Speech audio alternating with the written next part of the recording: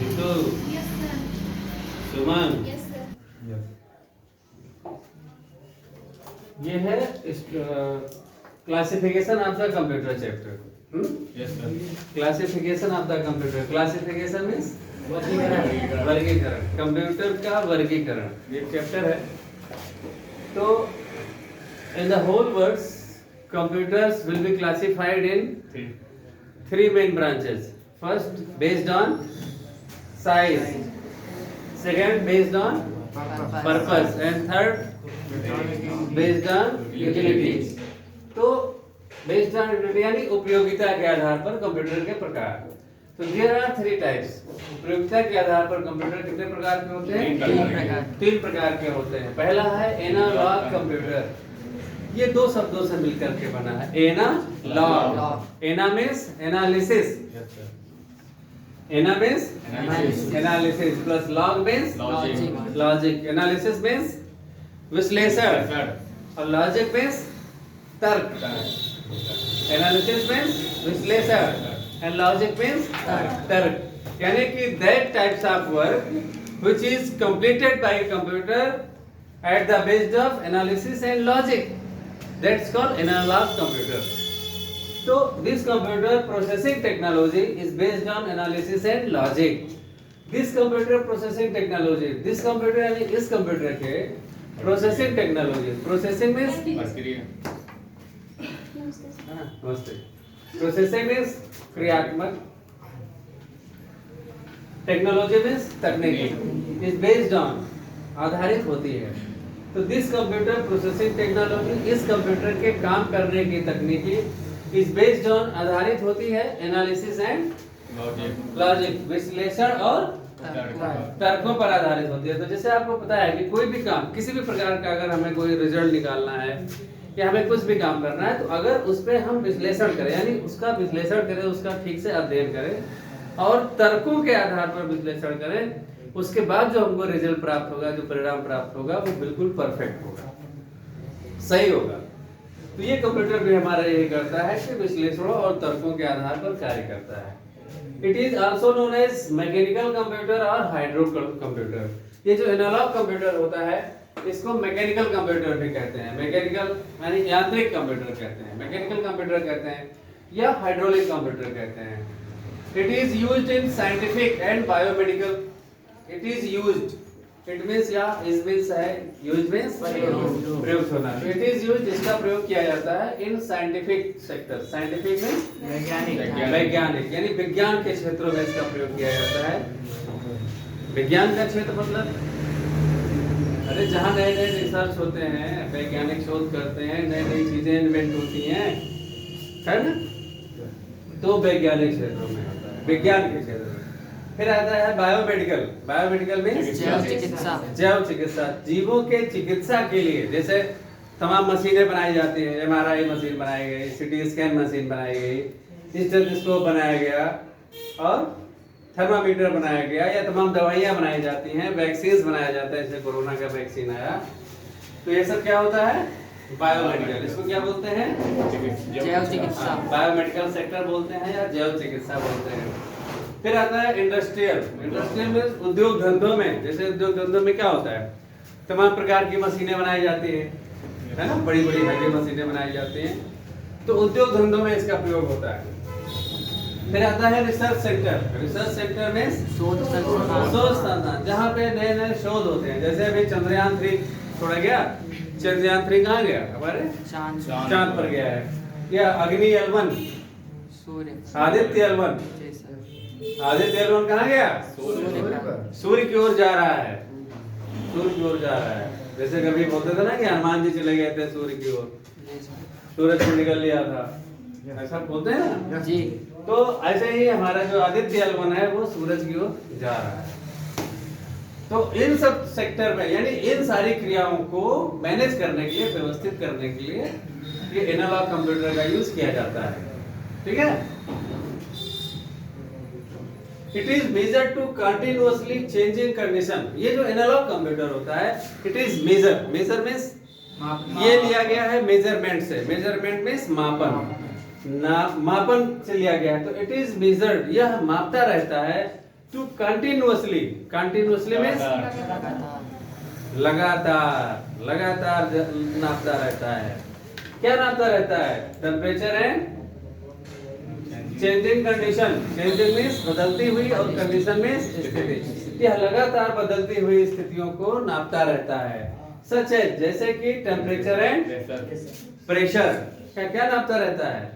Temperature and pressure. Temperature means तापमान and pressure means दबाव या दाब।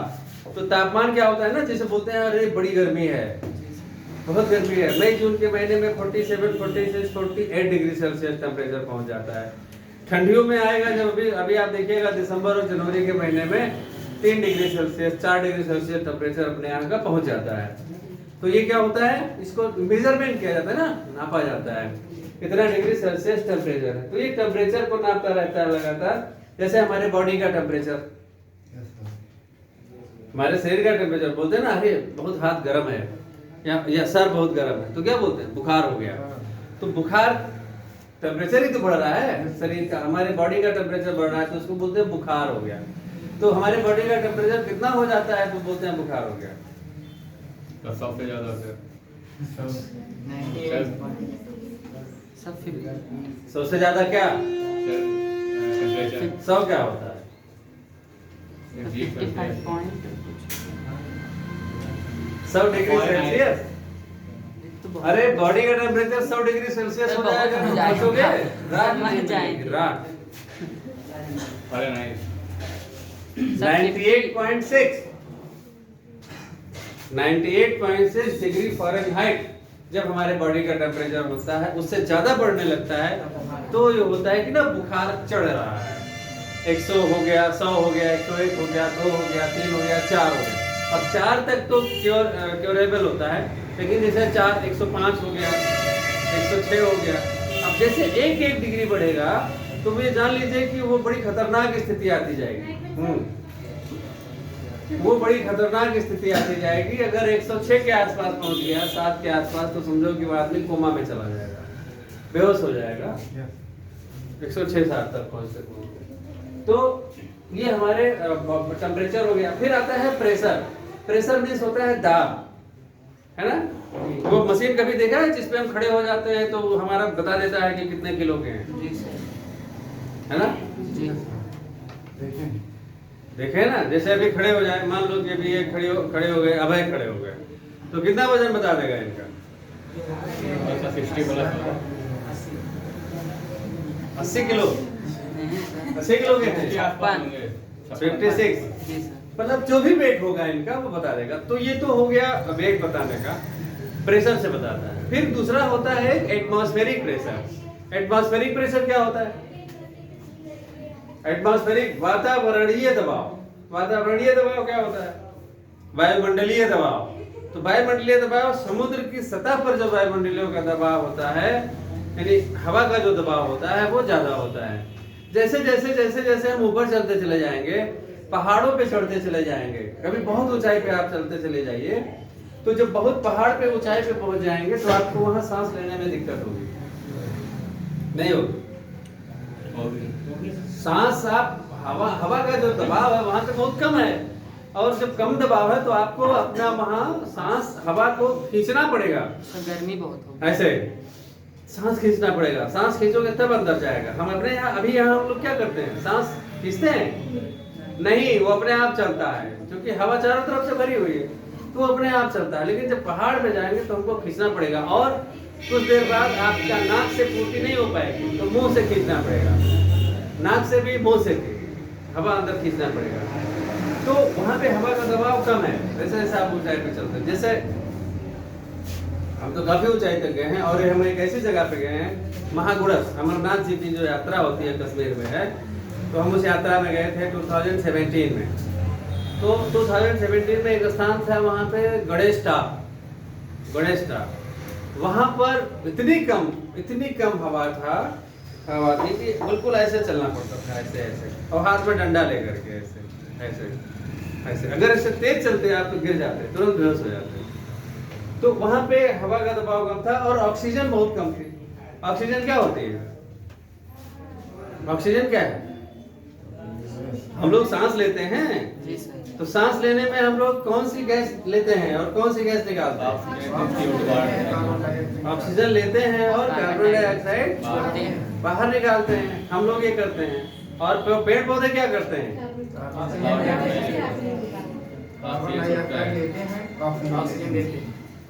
हैं? तो CO2 absorb करते हैं और ऑक्सीजन निकालते हैं। एक लाइन सुनिए पहले। At this earth all living things are take oxygen and release carbon dioxide in the system of respiratory. इस पृथ्वी पर जितने भी सजीव होते हैं वो सभी सजीव श्वसन क्रिया के अंतर्गत ऑक्सीजन ग्रहण करते हैं और कार्बन डाइऑक्साइड छोड़ते हैं। तो अब आप ये बताओ कि पेड़ पौधे सजीव हैं कि निर्जीव हैं? सजीव। सजीव हैं। अभी हमने कहा कि जितने भी सजीव होते हैं वो सब श्वसन क्रिया के अंतर्गत ऑक्सीजन लेते हैं और कार्बन डाइऑक्साइड छोड़ते हैं। तो आप लोग तो कह रहे हो कि पेड़ पौधे कार्बन डाइऑक्साइड लेते हैं और ऑक्सीजन छोड़ते हैं। हाँ? पेड़ पौधे भी ऑक्सीजन लेते हैं और कार्बन डाइऑक्साइड छोड़ते हैं श्वसन क्रिया में। श्वसन क्रिया में जो एक तुम लोग जानते हो या बताया गया कि जैसे बोले हो कि कार्बन डाइऑक्साइड लेते हैं और ऑक्सीजन छोड़ते हैं, वो कार्बन डाइऑक्साइड लेते हैं और ऑक्सीजन भी छोड़ते हैं, लेकिन वो जो क्रिया होती है वो फोटोसिंथेसिस की क्रिया होती है, वो प्रकाश संश्लेषण की क्रिया होती जी है, सर, जी। वो श्वसन की क्रिया नहीं होती है। श्वसन अगर करेंगे तो ऑक्सीजन ही लेंगे और कार्बन डाइऑक्साइड छोड़ेंगे, लेकिन जब प्रकाश संश्लेषण यानी फोटोसिंथेसिस की क्रिया करेंगे तो उस क्रिया में कार्बन डाइऑक्साइड लेंगे और ऑक्सीजन छोड़ेंगे, और वो अपने द्वारा छोड़ी गई ऑक्सीजन का प्रयोग खुद अपने लिए ही करते हैं और उसे में से हम लोग भी चुरा लेते हैं। फैला हुआ है, जो भी मन करे वो चुरा ले, है ना? तो ये होता है, ये प्रोसेस होती है ऑक्सीजन के लिए। फिर आता है विजर to continuously changing condition temperature and pressure, जैसे speedometer, thermometer, spectrometer, seismography, lactometer, ये सब मेजरमेंट के यूनिट हैं और ये सभी एक प्रकार के कंप्यूटर हैं। जैसे स्पीडोमीटर, स्पीड नापते हो ना, कार चला रहे हो स्पीड बता रहा है वो। फिर थर्मामीटर है जो टेम्परेचर नापता रहता है। फिर आता है स्पेक्ट्रोमीटर जो प्रेशर को नापता है, दाब को। फिर आता है सिस्मोग्राफी, क्या होता है सिस्मोग्राफी?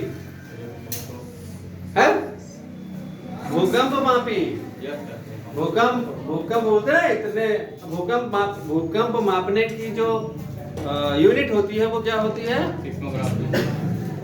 रिएक्टर पैमाने पे, रिएक्टर पैमाने पे होता है ना, इतना रिएक्टर पैमाने पे इतना 4.7, 6, 5.6 ऐसे आया, तो वो होता है सिस्मोग्राफी। फिर आता है लेक्टोमीटर जो दूध की शुद्धता को मापता है। फिर आता है डिजिटल कंप्यूटर। डिजिटल कंप्यूटर क्या होता है? डिजिट्स क्या होते हैं? डिजिट मींस अंक, नॉट आंकड़ा, अंक। डिजिट मींस अंक। तो अंक कितने प्रकार के होते हैं जो नॉर्मल वे में हम लोग पढ़ाई करते हैं? Digits, denary digit and binary digit. हाँ, only 2 types of digits are present, binary digit and denary digit. Denary digit is also known as natural number.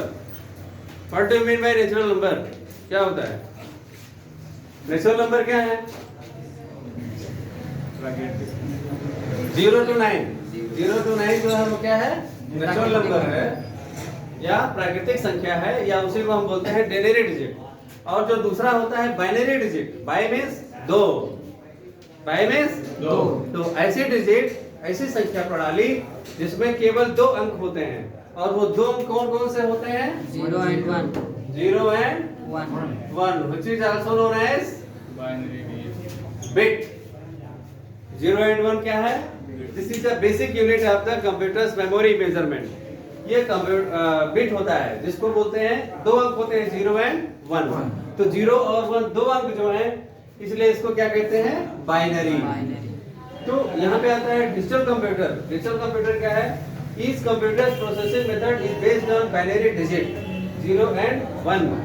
तो each कंप्यूटर, दुनिया के जितने भी कंप्यूटर होते हैं वे सारे कंप्यूटर के प्रोसेसिंग मेथड, काम करने की तकनीकी जो विधि होती है, प्रोसेसिंग मेथड यानी क्रियाविधि is based on binary digit, किस पर आधारित होती है?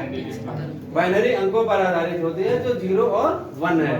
So each computer of the world are digital computer, अतः दुनिया के जितने भी कंप्यूटर होते हैं, so each computer of the world, दुनिया के सारे कंप्यूटर क्या होते हैं? डिजिटल कंप्यूटर होते हैं। It accept the raw data as digital और number, process it with programs stored in the memory to produce output. अब ये क्या करता है? डिजिटल बाइनरी डिजिट से क्या होता है कि ये हमारे द्वारा दिए गए आंकड़ों को, जिसको हम रॉ डाटा कहते हैं, जैसे लिखना है आपको अंजल, है ना, अंजल कंप्यूटर्स एकेडमी। अब अंजल कंप्यूटर्स एकेडमी आप लिखते हो कीबोर्ड से, है ना, कीबोर्ड से लिखते हो। अब ये क्या है? ये हमारे लिए तो रेडी डाटा है, लेकिन कंप्यूटर के लिए क्या है? रॉ डाटा है, यानी कि कच्चा आंकड़ा है। अब ये हमारा जो कंप्यूटर होता है ये क्या करता है? इस आंकड़े को एक्सेप्ट करता है ना, एक्सेप्ट करने के बाद उस पर प्रोसेसिंग करता है, और प्रोसेसिंग करने के बाद उसको डेसिमल नंबर में कन्वर्ट करता है। अब ये क्या है? अंजल कंप्यूटर सेकेंड में, ये आपने तो लिख दिया कीबोर्ड पे। लिखने के बाद जब कंप्यूटर की मेमोरी में, कंप्यूटर का जो कीबोर्ड होता है उस कीबोर्ड के नीचे एक सर्किट बनी होती है, उस सर्किट में कोडिंग होती है। जैसे आपने ए लिखा, आपने लिखा ए, आपने लिखा ए, अब इस पे कोडिंग होती है। कोडिंग ये होता है 100101, ये क्या है? बाइनरी डिजिट, ये कोडिंग हो गई। अब कंप्यूटर और एक ए जब इंक्रीज होता है और इसको फिर डेसिमल में कन्वर्ट करता है, डेसिमल में कन्वर्ट कर दिया 69। फिर ये डाटा जब कंप्यूटर की मेमोरी में जाता है तो फिर ये 69 कन्वर्ट होता है 100101, फिर ये कन्वर्ट होता है 69 में, और ये फिर कंप्यूटर के मॉनिटर पर आपको दिखाई देता है ए। तो इतनी लंबी प्रोसेसिंग होती है, ठीक है। तो it accept the raw data of digital and number process, ये क्या करता है कि जो रॉ डाटा होता है उसको एक्सेप्ट करता है, फिर उस पर प्रोसेस करता है, और प्रोसेस करने के बाद कंप्यूटर की मेमोरी में स्टोर कर देता है, तो प्रोड्यूस्ड आउटपुट। और उसी के इतने लंबी प्रक्रिया करने के बाद हमें आउटपुट प्राप्त होता है, हमें आउटपुट प्राप्त होता है। तो ये होता है आपका डिजिटल कंप्यूटर। इसके बाद बताएंगे आपको hybrid computer. Hybrid computer, hybrid computer क्या होता है? हाइब्रिड में संकर, जिसमें दो चीजें मिश्रित हो, वो क्या होता है? हाइब्रिड कंप्यूटर कहते हैं उसको। अब दो चीजें क्या है? जैसे दो कंप्यूटर के बारे में हमने बताया आपको, डिजिटल कंप्यूटर और एनालॉग कंप्यूटर। अब ये दोनों कंप्यूटर यानी कि in the hybrid computers present both technology और both mechanism, analog and digital computer technology which is known as hybrid. Hybrid में संकर, जिसमें दो विशेषताओं का मिश्रण हो, उसको क्या बोलते हैं? हाइब्रिड कंप्यूटर बोलते हैं, संकर कंप्यूटर बोलते हैं। यानी डिजिटल तो रहेगा ही रहेगा, दुनिया के जितने भी कंप्यूटर हैं वो तो डिजिटल होते ही होते हैं, लेकिन अगर उसमें एनालिसिस एनालॉग कंप्यूटर की भी विशेषता मिश्रित कर दी जाए, शामिल कर दी जाए, मिला दी जाए, तो वो क्या होता है? हाइब्रिड कंप्यूटर होता है। बेटा